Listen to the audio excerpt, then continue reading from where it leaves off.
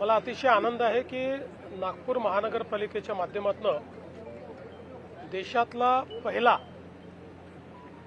Dry डायजेशनच्या माध्यमातून CBG चा plant या ठिकाणी जवळपास तयार झालेला आहे।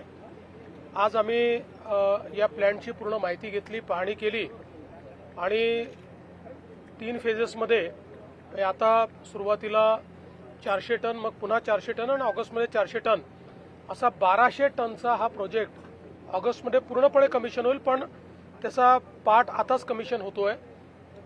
या माध्यमातून जो सगळा शहरातला कचरा आहे या कचऱ्यावर प्रक्रिया होणार आहे।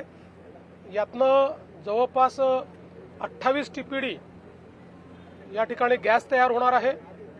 त्यासोबत जवळपास 120 टीपीडी जे ऑर्गॅनिक मॅन्युअर आहे ते मॅन्युअर या ठिकाणी तयार होणार आहे आणि त्यासोबत जवळपास 400 टीपीडी आरडीएफ तयार होणार आहे की जे आपल्या सिमेंट फॅक्टरीजला किंवा इतर ठिकाणी लागतं।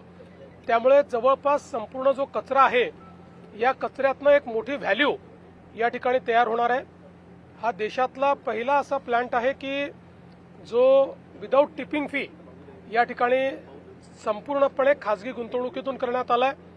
जवळपास 300 कोटी रुपयाची गुंतवणूक ही या ठिकाणी त्यांनी केलेली आहे आणि हे जे मॉडेल आहे हे इतकं चांगलं आहे की ज्याच्यातनं पुढच्या काळात कुठेही कचऱ्याचे ढीग आपल्याला दिसणार नाही आणि वेस्टला वेल्थमध्ये कन्वर्ट करून त्या माध्यमातून आपण जो काही आपलं पर्यावरण आहे त्या पर्यावरणाची हानी देखील मोठ्या प्रमाणात टाळणार आहोत।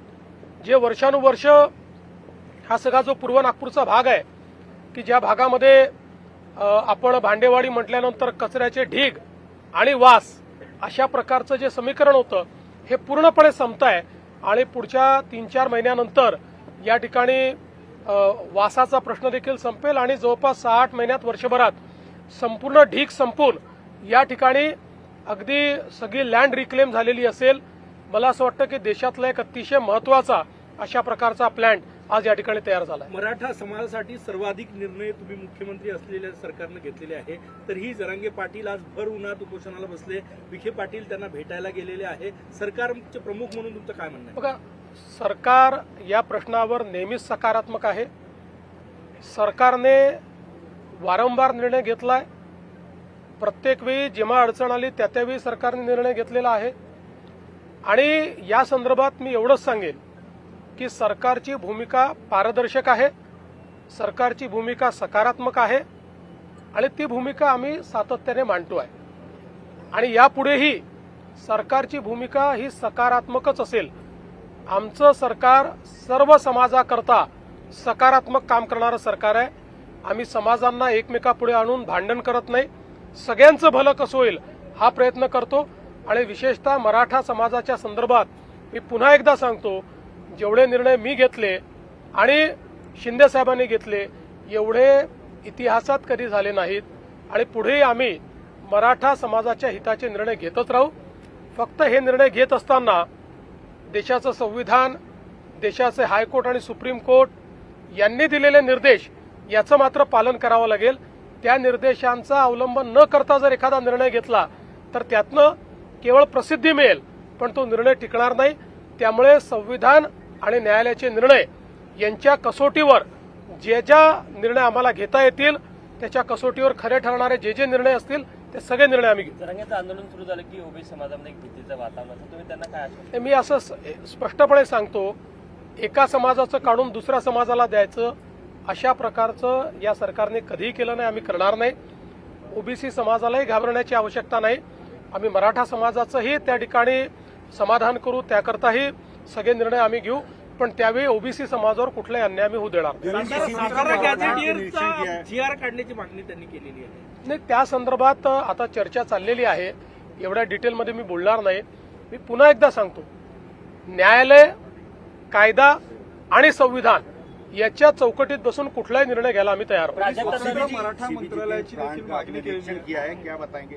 जी, सीएनजी एक ये बहुत ही महत्वपूर्ण इस प्रकार का प्रोजेक्ट यहाँ पर तैयार हुआ है।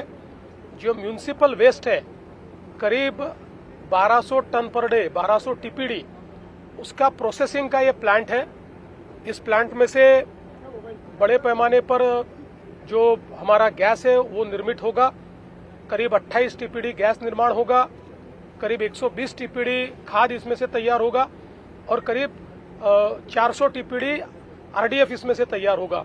तो एक प्रकार से देश का ये पहला प्लांट है जहां पर पूरा जो कचरा है ये ड्राई डाइजेशन की पद्धति से इस प्रकार से कन्वर्ट हो रहा है और विदाउट टिपिंग फी यहाँ पर इसका निर्माण किया है। इसमें सुसबिड जो कंपनी है उन्होंने इसमें निवेश किया हुआ है और देश की एक बहुत अच्छी टेक्नोलॉजी अब ये साबित होने वाली है।